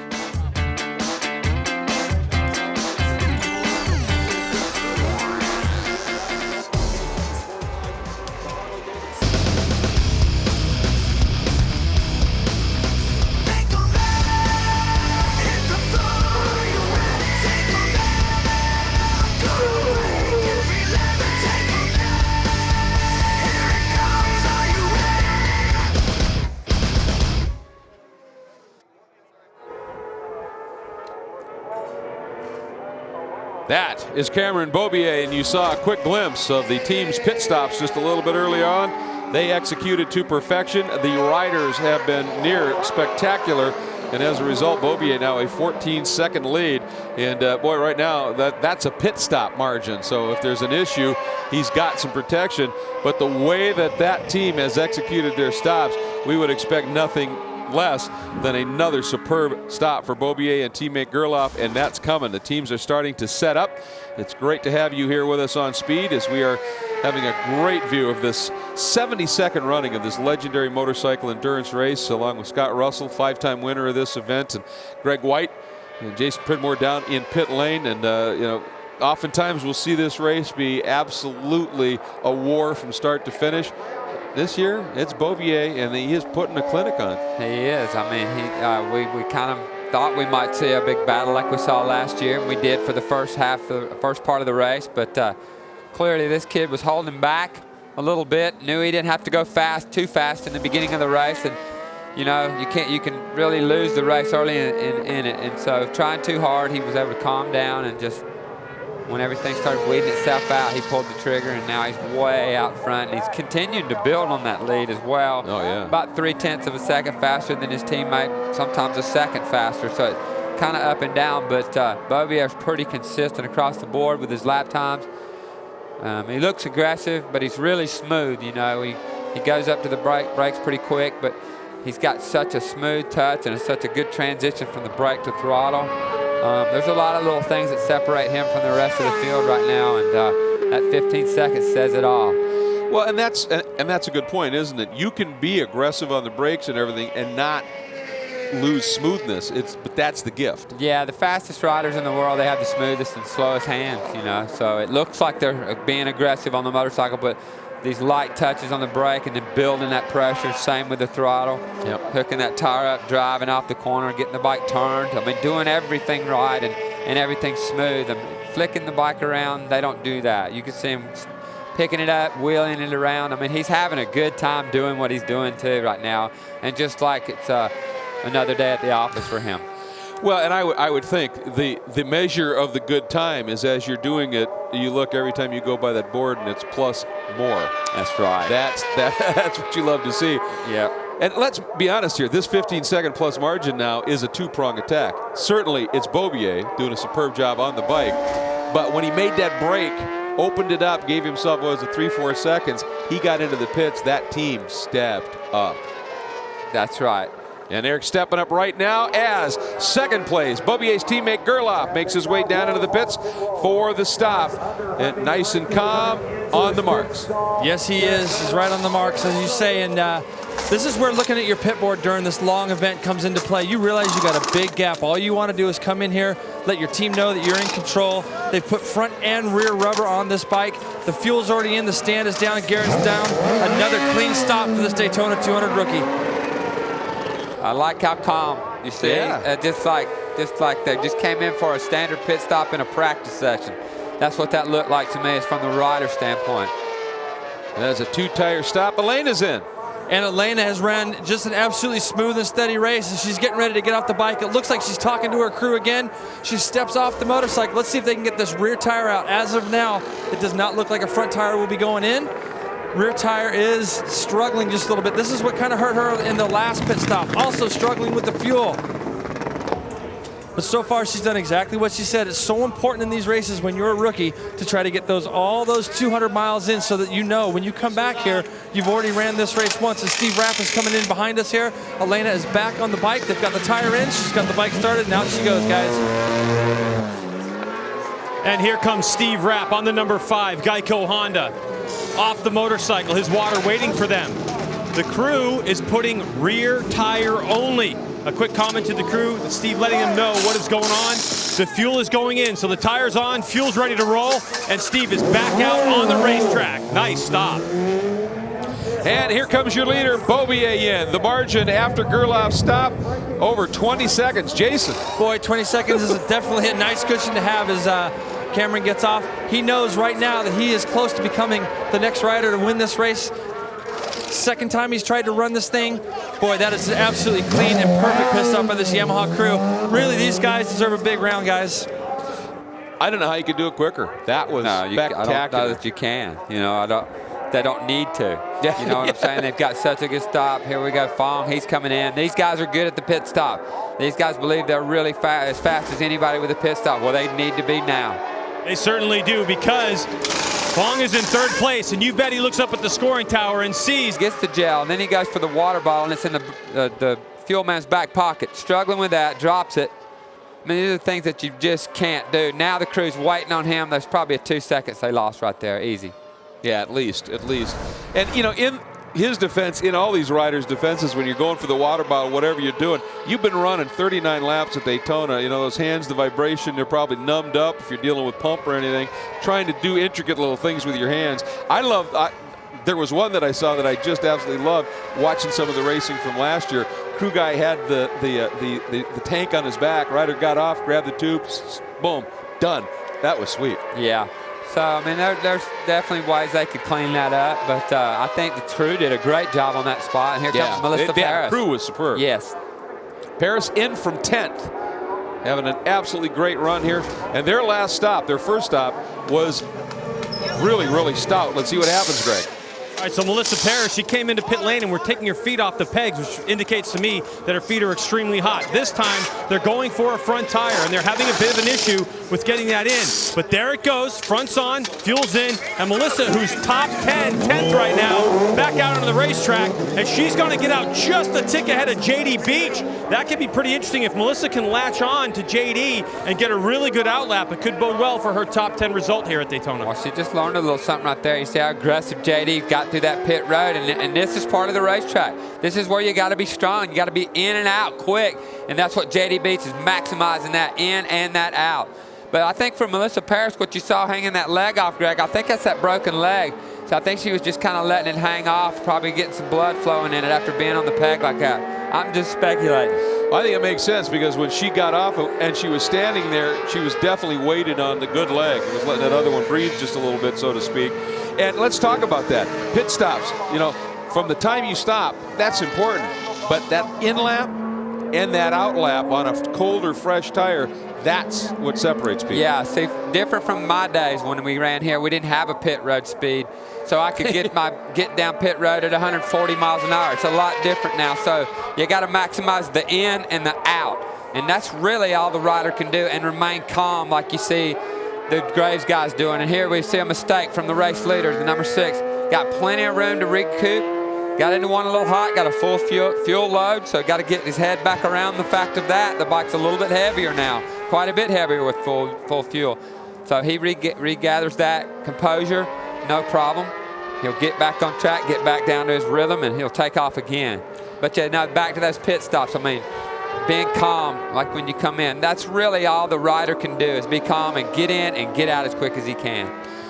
And this man, Rispoli, has not made the call to pit lane yet, so he's just trying to do anything he can right here to run things up a little bit. When Beaubier had that moment, when they crossed the stripe, he had 16 seconds over Gerloff. We'll see what that cost him next time by, because it's at the finish stripe when that comes up. Rispoli right there, and didn't stop, still third. Yeah, I kind of I mean, it's okay strategy because it's something that we used to do back in the day. We would always run a little bit longer in those first and 2, and that left me the least amount of laps left to run on those last new tires. So if I needed to go faster in the end, I had more tire. Now, do these guys, is there any fuel calculation going on? So if you go a little longer, you can take a little out of that dump can and put a little less in, save a little time? No, I don't think they fill it out. They probably fill the dump can to where they need, and when the thing's topped off, they're done. You know what I'm saying? So that wasn't it, but basically all you end up by staying out longer, you got a little bit fresher tire for that last run. For whatever it's worth. Sorry, guys. You know, it's funny, just talking about pit stops. These guys all come into this race so fit and ready to go before the start of the year. But there's nothing like riding around the banks of Daytona for 200 miles and the forces it puts on your body. So when you see these riders coming down pit lane, just trying to stretch their legs a little bit and things, that's because we're not used to running this long of a race in our series, and especially with, like I said, the forces that these bankings create. And in that tuck position, Jason, with your knees and you're in a locked position, your head down, looking up. I remember my neck used to get so sore, and my knees would too. You know, these guys are training on bicycles. Their legs are always moving. Here, they're kind of stationary. You're jumping from side to side of the motorcycle, but for the most part, they're kind of locked in a position, and you'll see riders sometimes stretching their legs out, and yeah, it takes a toll. You can't really simulate this kind of training. Well, and that's a good point. You're in that tuck. You're trying to keep your head up. You're up on the high banks. The compression into that banking is fighting everything you want to do. And it really will work your neck. You know, like it's pressing you down, and you're looking as far as through the banking as you can see. And yeah, it'll get to you. But these kids are young. They'll be all right. They'll be all right. They rebound quick, too. That's the other thing. Beaubier, Gerloff, Rispoli, yet to pit in third, Fong, and Gagne. That's your top 5 as we're heading into the last laps of Daytona.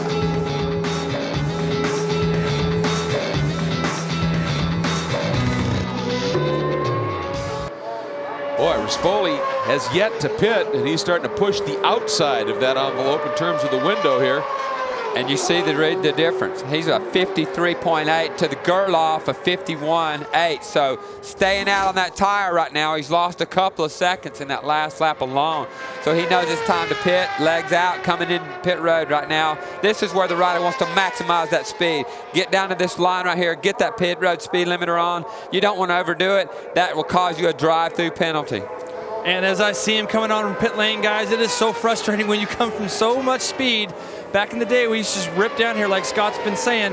But boy, all of a sudden, you got to put it on the pit lane speed limiter. He comes in nice and calm, very quiet, hits his mark perfectly. Rear stand goes up. Looks like they're going to put a tire on the rear. Actually, the rear stand is completely missed right now. They got it back underneath there. Chain is off. James nice and relaxed, just getting a little bit of a drink. Front and rear tires. Fuel looks like it's almost in. Bike is off the stand. I could see that, guys, actually when the pit stop started. This is a disastrous pit stop, and it seems like we see this every year. These crews just are not used to doing these kind of pit stops. They've put the bike back up on the stand. Now it's just a question of how much fuel did they get in the bike, because we saw a lot of fuel come down all over the machine. Chain is now on, but they're still struggling, boys. This is what, as a rider, you've got to keep your cool, you got to keep your calm, you got to remember, this race has still got another 15 laps or so to go. Hopefully he'll get a good out lap here and still be able to hold his position. That's a good chance. He just lost a podium position right there, or a shot at it anyway, because that was a terrible pit stop. And the irony is the front tire went on like that. Yeah, and you missed it with the rear stand, and that just sets the pace for the whole pit stop, you know, and now they struggle with the rear. Now James, like Jason said, it's so critical that he remains calm, because you can go back out there and try to do too much on this first lap and be excited about it and really make a huge mistake. And yet, Scott, what was frustrating is I could see that the stand wasn't on, but they were already starting to work on it, so my eyes deceived me, and I thought, oh, everything's fine, until the bike fell off the stand. So, and then that's when things start getting frantic, because the fuel starts pouring out the bike, and guys are trying to lift the bike up. And that's why it's really important, like you said, 7th place or 6th place is still good enough for points and getting on to the next round. Don't go out and make a mistake and compound that. Just a chain reaction right here. And yeah, that's a very good point, Jason. It's like, okay, you're not going to get the win, except that get the points, maximize the points, because it's a long championship. This is only the first round. It's huge. It's the Daytona 200, but it's one event in terms of points. Exactly. So you don't get an opportunity. The rest of the year, these guys will have a double format. So if you screw one race up, you get another shot. Here, you got one deal at Daytona. So you got to get as many points as you can and take that to the next round. And as we are closing in on 10 laps to go, Beaubier up by 17.5 seconds over Gerloff. Fairly similar margin. Gerloff back to Fong. Another good gap to Gagne, then Beach. So right now, this is about as split, broken up a race as we've seen in a long time.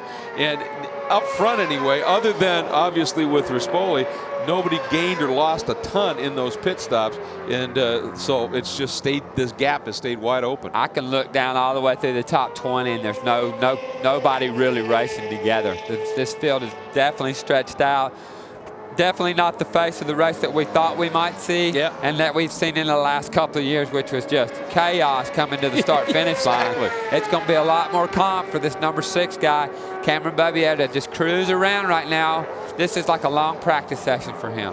Well, and you know, it's interesting to put it in perspective maybe. Okay, it's not going to have the excitement of previous Daytona 200s, but I think you're seeing something pretty special unfolding here in this clinic that Beaubier has put. You still see the importance of the race and the big deal about winning Daytona. You know, once you win that first one, man, you're there. Then you want another one. He's already won a Rolex watch earlier today. Got presented with that. That's a great gift that the Daytona Speedway's come up with. Started doing that in 1992. And so if this kid stays around in America, I assume he'll be having a couple of those on his arm and a couple more of these wins easy, if they don't ship him off to Europe pretty quick. Well, you know, there's nothing really more special or harder to get in many ways is a Rolex at Daytona. And so to leave here with that, that's a nice thing. And then if you back it up with the win in this race, that's pretty special, as he certainly seems to be. It's a pretty special guy on a special team, on a special motorcycle, and it all comes together for him today. This is great. Had a good run here last year, but this is a lot better run. His teammates doing an awesome job as well. The last time by, they both ran almost identical lap times, but they're 17 seconds apart on track. Well, here, let's put this in perspective. Up onto the banking. He just lapped the 8th place rider. Exactly. That's what you're looking for. And I mean, that's a clinic. You're not kidding. That's pretty spectacular stuff. Oh, this will be good for Huntley to get a good look at it. Check it. That was Gerloff. Oh, well. That's what I was looking at, he's too. already That's why I paused for a minute. Sorry. Okay, yeah. Well, still. Unless Huntley has not pitted yet, which I don't know that he has. And speaking of not pitting, you know, Rispoli stayed out, and as you pointed out, on those worn tires, started losing some time. Then that awful pit stop went from 3rd to 7th, and is a good 5 seconds behind Rapp right now as well. And that's all part of learning, you know. I mean, Daytona can be good to you, and it can be really cruel. So for a kid that was running just outside the top 3 now, drops off 3 more spots, and well, and that's all part of the learning process, isn't it? Stepping up from Super Sport, now you're up into one of the primo events that unfolds, and you've learned some lessons here. Put that in your back pocket, come back again. You know he will, as will we, right after this.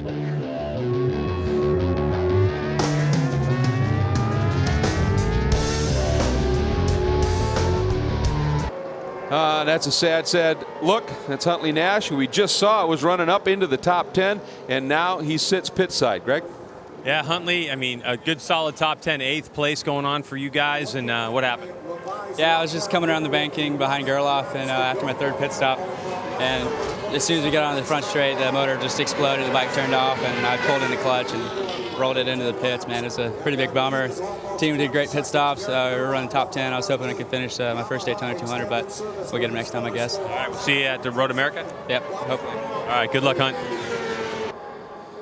bummer for him. Yeah, well, and especially late in the race. You know, you got a good run going. You know, you're feeling pretty good. All right, I'm not going to win, but I've got a solid thing going here.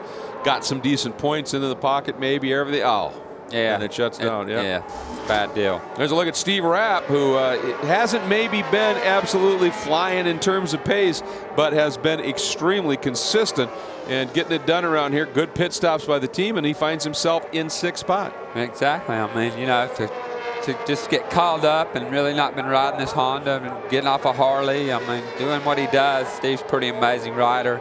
Been around a long, long time. And he knows that if he can't win it, we'll just bring this thing home. It's good as it is. It's a 6th place motorcycle for him right now, and that's what he's doing with it. One of the reasons we're taking a look at him is we're getting reports from the corners that there was something that may have been dangling off the back of it. I don't see anything at this stage. And it doesn't seem to be impeding his progress too much. I shouldn't say it's a 6th place motorcycle. It could be better than that. It just depends on, you know, who's riding it. Right now, Steve's running in 6th on it, and he's doing a great job of keeping the thing upright. And for the GEICO sponsor, I mean, that's what they want to see. I mean, they want to finish the race. They've already got one bike out of the race, Vinny Solis. So for having the number 5 GEICO Honda still out there rolling around, got to be happy. Now we're getting a report that Melissa Paris is getting what's called a meatball flag, which is essentially a mechanical black flag, I believe, isn't it? I'm pretty sure that's going to be a drive-through for her. For what I'm not sure. Yep. 6 crew members over the wall or something. There's a couple of regulations. I think Greg White might have the answer. Yeah, so when 6 crew members go over the wall and one went over to actually give her some water, it's up to race direction, discretion on what they're going to penalize her with. So it's a ride-through penalty. And last time by, there was a 17-second difference because Melissa's in 9th place to 10th. So there's a possibility with the amount of time it takes to ride through this long pit lane at 50 miles an hour that she might drop all the way back to 11th. So that's a real big penalty for Melissa, who would have been a great result in the top 10. So we'll see how it goes for her in the ride-through. Oh, that is a shame. She has had a great run going. And we're going to go back and show you the pit stop. Watch it right here, Scott. 1, 2, 3, 4, 5. So that looks okay. Yep. There it is. That's 1, 2, 3. Yep. Can't be done. So obviously she's going to have to pay the price for that. The good thing is it's not a stop and go penalty anymore. Yeah. So a drive-through, she can still kind of hang into the area she's in, obviously. Having a great ride out there today. It's just a shame they're going to have to make her drive through for an infraction like that, but that's the rules, and they broke it, and they're going to have to pay for it. And just to clarify, folks, when we froze it, if you were counting and you saw 6, the fire extinguisher guy is not counted as the 5 crew guys working on the car. That's a separate deal. So, but still, that guy hopped over the wall. That was one too many, and that's it. And if that stop that ride through takes as long as it might. The rider who's right behind her in that would be Elena Myers, who would pick that spot up. So that's tough. Tough indeed. She's really put together a strong run today. And I was just looking at the I don't know whether he just had an off, but Bobby Fong had run a lap at 2 minutes 1, and now he's right back down into the 151. So I'm not exactly sure what may have happened there. Maybe he had a little runoff somewhere. Yeah, he may have overshot the chicane, something like that. Then you got to kind of roll through those hay bales and then rejoin the race. So if he lost that much time, that's probably the spot it happened in, but we don't know. Still, that podium spot, he's looking good for that. He's got that covered. All he's got to do is maintain for 9 more laps, and he'll be on the podium. All right, and we got a little clarification, and as I believe, there she comes down, just doing a ride through. So as you said, at least it's not a stop, and she just gets to continue on. And she's shaking her head. She's really confused and upset. And the clarification we just got from race control was it wasn't so much the guy handing her the water. They said that actually wouldn't be bad. But when he finished handing her the water, as he went back, he reached down and grabbed her rear wheel to get it out of the way and carry it across the wall. That now is a crew member working on the bike. Well, that's just a rookie mistake, obviously. Yep. And as she came down pit road, I saw Elena Myers go flying past her across the start-finish line. So now Elena takes over that spot from her, and Melissa's got to try to run her down in a short amount of time. And there is Elena, and right behind her, overall race leader to the tune of some 23.5 seconds. Cameron Beaubier over second place, and he is closing up here and on the back of Elena Myers right now as we have 8 laps to go. They're coming up on the 37 as well. John Ashmead, great to have him in this race. Won it in 1989. Looking back at the time in the scoring, Elena Myers in that last lap ran the fastest lap of her race, too. Wow, of 153.3, which is pretty quick when you look at the Melissa Parrish's fastest lap is a 154.2. So Elena's kind of pulled the plug on this Triumph. Maybe it's just taken her this long to kind of get the feel for the bike that she's been looking for. I think, Scott, that she's hooked up with Rispoli, believe it or not, because I saw him actually catch her, and then now she's got the bit between her teeth, and I think those two are actually riding around together a little bit right now. So this late in the race, for her to run that fast of a lap time is phenomenal. I think it's great, and she's going to get that 200 miles in today, which is great work. You're right. You see Rispoli, but he's gapped her now. He's gotten away from her, and the leader has gone by her as well, and now she's going to end up kind of out there alone again, because she can't really quite hold that pace. But for a minute there, she was able to and kind of follow James. And you can see them here. They come across start-finish line. There's Rispoli coming by, and the leader right behind him. So is that what I'm seeing, correct? Yeah, you are correct, and now it'll be lapping up to 7th place. That's serious. That pit stop killed Rispoli. Yeah, it truly did. We're looking here just to, right now, quite honestly, folks, and Scott, correct me if I'm wrong, but looking at the scoring monitor, we really don't have any battles going on. This is just unheard of to have this thing split this far. In a DSB class, Daytona SportBike class, this is unheard of. Yeah. You're absolutely right. There's been a lot of attrition in this race. A lot of riders that we thought would be up there and be players. DISALVO, these guys are gone now.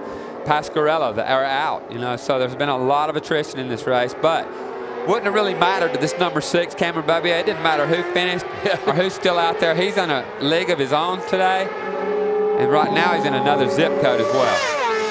And he's showing some great patience here. He just kind of followed Rispoli around and didn't force the issue. Knows he's got a huge margin. If he loses a second, no big deal. Got up in the banking, drafted by clean. I mean, he's just showing some really good racecraft. And not to mention, he's probably got one of the fastest motorcycles. Did you see him blow by Rispoli down there on the low side? Didn't even need a draft. I mean, just drove right by him. That Yamaha Extended Service bike is super fast. They've done the pit stops flawlessly. He's rode flawless, and that's what wins races. Yeah. The interesting thing is, Gagne had the fastest lap of the race so far to 150.0, but, Beaubier at 155 for his fastest lap, Gerloff at 156. So guys, 150.7 for Rispoli, Beach at 150. All of those guys can run to 150s. The problem is they can't do it lap after lap after lap after lap, which Beaubier has been able to do. That all came from the first run of the part of the race when they were all running together. Once they stretch out, then you find out who's who when they got to do it by themselves, just like you said. And this number 6 has definitely set the pace all weekend long. Coming in here, I didn't think there was any chance of anybody being able to stay with him. And I may have been right on this deal. It happens, huh? Sometimes I'll get it right. Mr. Russell called it, and it is so. It's that simple. Here's your top 5 as we are heading in to our final 5 laps. Don't go anywhere.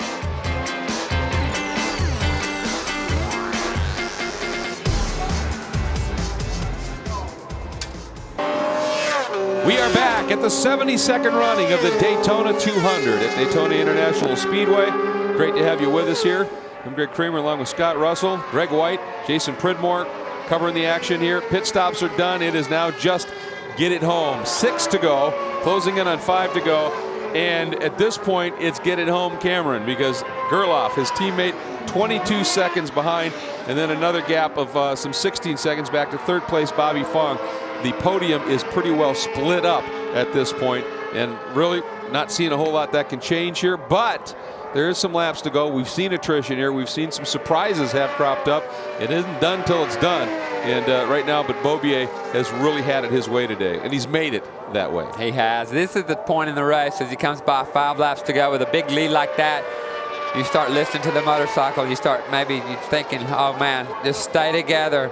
Just stay together and, you know, try to pass these lap riders cleanly and just stay out of trouble. Let's hurry up and get this thing over with is what he's thinking. And he's reeling in the number 5, Steve Rapp right there on the GEICO Honda. 6th spot he is coming up on. That's just amazing. He's coming up on lap and 6th spot. You know, I've watched a few of these certainly over the years. I've never seen anything quite this dominant. Did we say clinic earlier? I believe we did. I think that's what's going on here, yeah. Steve Rapp, of course, just filling in for Dane Westby.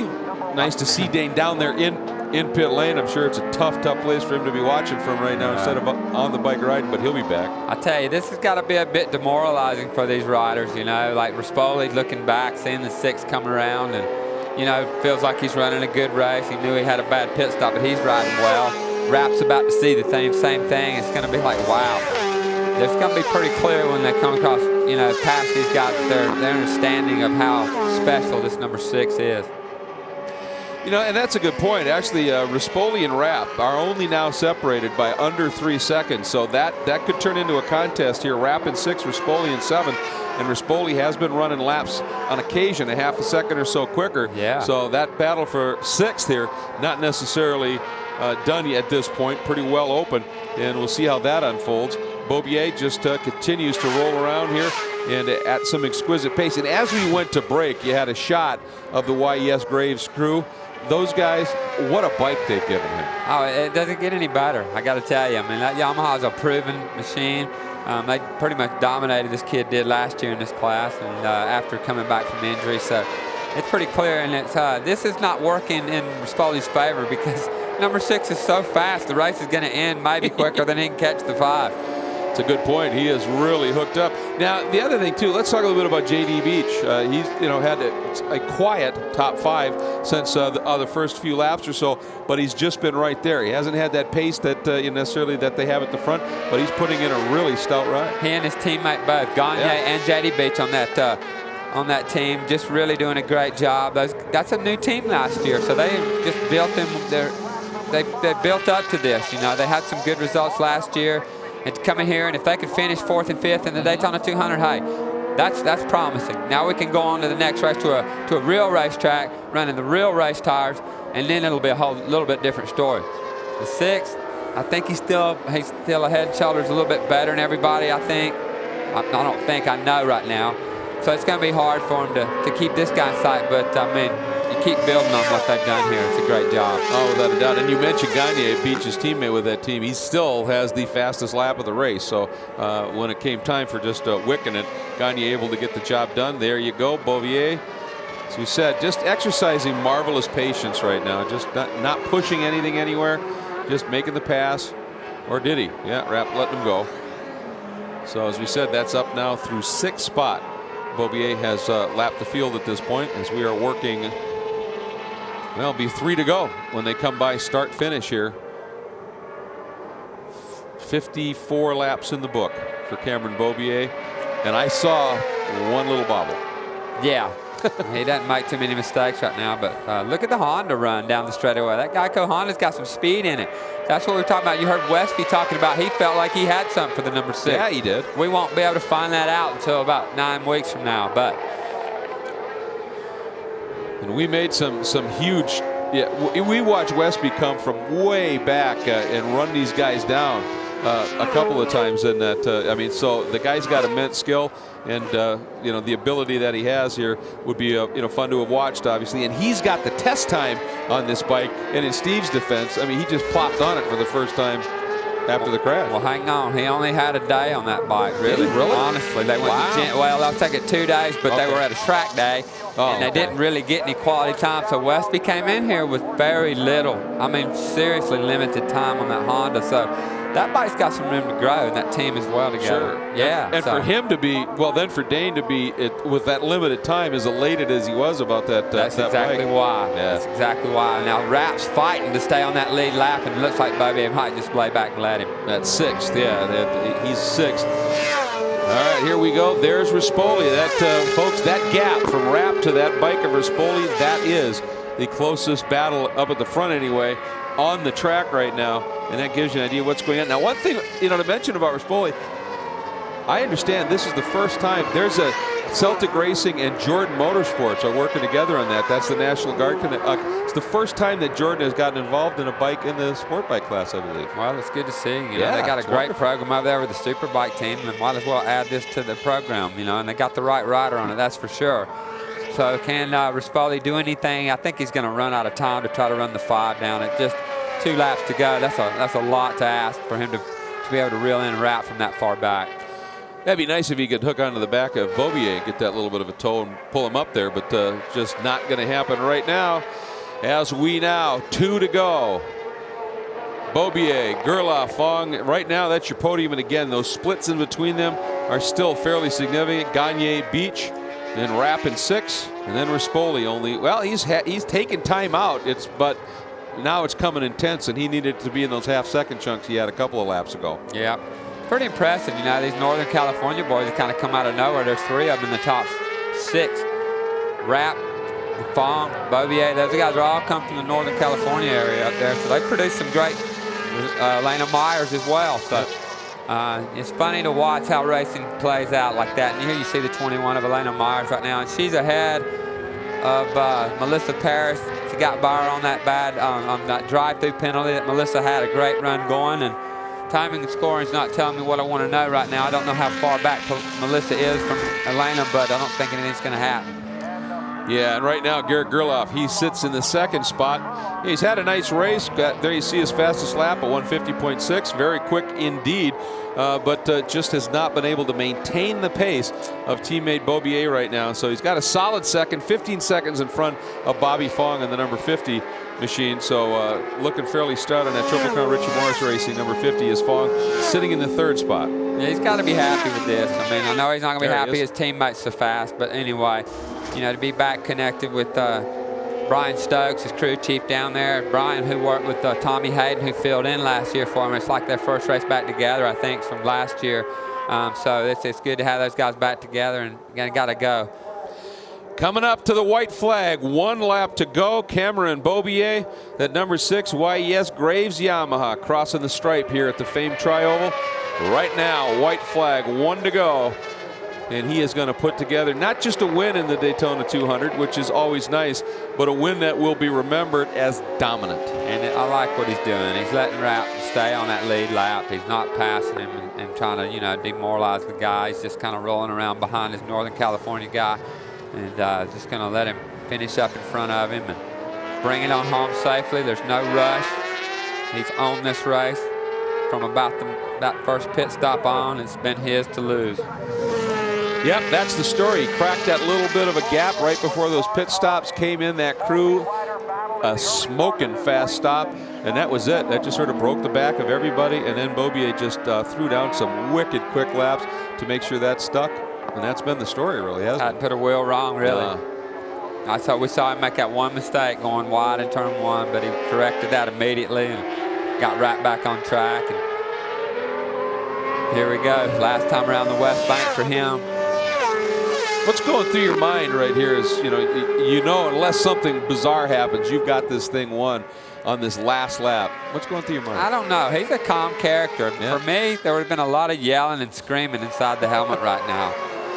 And wondering how big the party was going to be tonight, because it always was. And it's a special thing to win your Daytona race and to win your first one and to take a Rolex watch home with you at the same time. It's a big deal for this kid.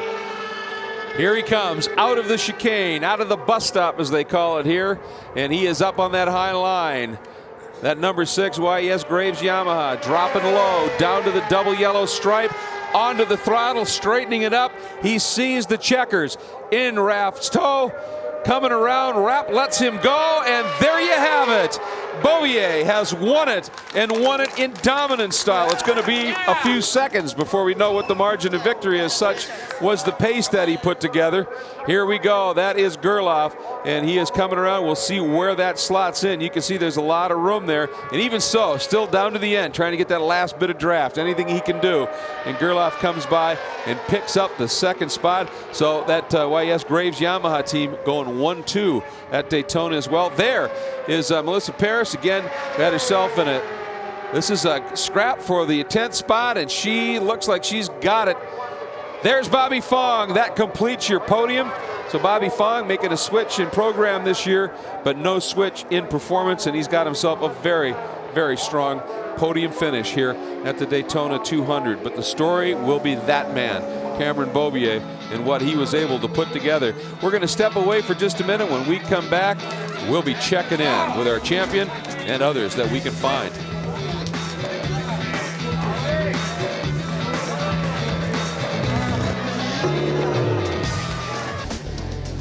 We are back at Daytona International Speedway. The 72nd running of the Daytona 200 is complete. That is Victory Circle. And first into Victory Circle, well, he's with Greg White. Cameron Beaubier, Daytona 200 champ, congratulations. That was some ride. You got to tell me about that race. You must be hurting too. That's a long time to be in a full tuck, isn't it? Yeah, I mean, I can't believe it really. I pushed really hard at the beginning, try to make a gap, and at first it didn't work, so I backed down a little bit and rode with them, and then I tried really hard again, and then I pulled a second, and then I just kept pushing, and then my team did an awesome pit stop, 2 awesome pit stops, and yeah, I just can't thank Yamaha Extended Service, Monster Energy, Graves Yamaha enough. They gave me an awesome bike all weekend. We had an edge on everyone all weekend, and yeah, I can't thank everyone enough. Congratulations. Thank you. Sounds like you had an awesome weekend.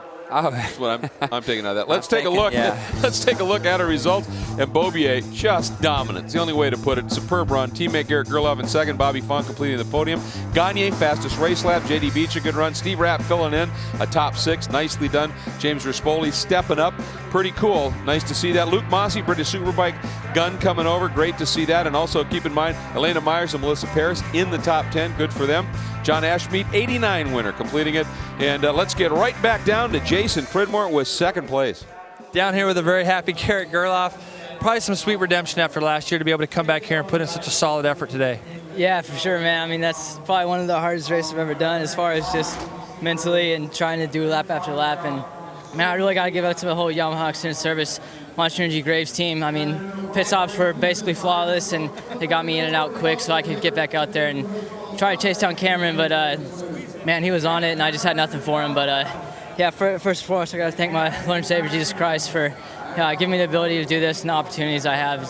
It's just awesome. And once again, my whole team, Yamaha Extended Service, Monster Energy Graves Yamaha, Rev Leather, CD Boots, Shoei helmets, everyone that supports the team, and man, this was just awesome. So I don't have a lot of words. It's pretty happy down here, guys. All right, Bobby Fong, third place. Congratulations, Bobby. I mean, after doing a couple laps today, you don't look very happy, but third place is great, isn't it? You know, I just can't get enough, give it up to my team, you know, Motorsports.com, RMR Triple Crown, you know, they gave me the best bike out there, but clearly I just got outrode today, you know, I need to go home and do some homework, you know, it was a little lack of bike setup in the infield, but, you know, the bike worked great, and, you know, we'll get them next round, but I'll take third. All right, congratulations, Bobby. Well, that's a racer for you. Got a podium at the Daytona 200, not happy. I got work to do, and honest, and that's nice. Yeah, I mean, he knows he does, and that's okay. You know, they got a good team, and they got some good crew members over there. They'll find a great setup. He's a great rider. Big break now before next round in the championship unfolds. Everybody that's chasing this Graves Yamaha team and Beaubier, what do they got to do? Well, they got a lot of time to go back to the drawing board, don't they, and try to figure that out. But, you know, it's going to be tough. It's hard to beat that Graves team. They've been around so long. They're so tight with their riders, and their bikes are so good. So good luck to them catching these two guys. Absolutely. They've got their work cut out for them, but that's why we have a championship. The 72nd running of the legendary Daytona 200 is in the books. Admittedly, maybe not the closest battle we've ever seen, but I don't think there's any doubt we could say that today, in the performance of our winner, Cameron Beaubier, we have seen a very special young man at the top of his game in this category. For Scott Russell, for Greg White, for Jason Pridmore, I'm Greg Creamer. Thanks for joining us. Congratulations, Monsieur Beaubier.